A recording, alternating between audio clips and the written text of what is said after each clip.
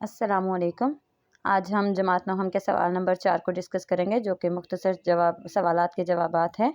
इसमें हम लिखेंगे स्टार्ट में जवाब नंबर 1। सवाल लिखना ज़रूरी नहीं है क्योंकि उर्दू का पेपर लेंथी होता है, इस वजह से जस्ट जवाब नंबर ही लिखेंगे।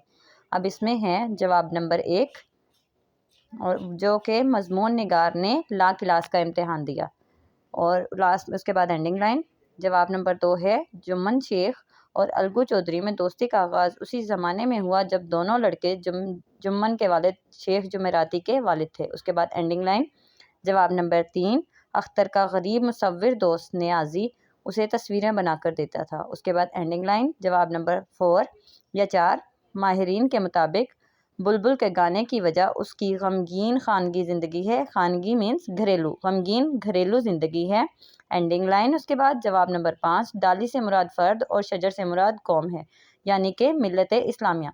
लास्ट में ये आपका सवाल नंबर 4 मुकम्मल हो गया, और आपकी प्रेजेंटेशन सेम इसी तरह से होनी चाहिए। और इसमें जो सवाल आते हैं, सवालात के जवाबात, वो असबाक में से, गज़लों में से और नज़मों में से आते हैं मिक्स।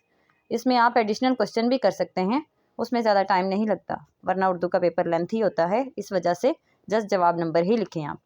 इस तरह से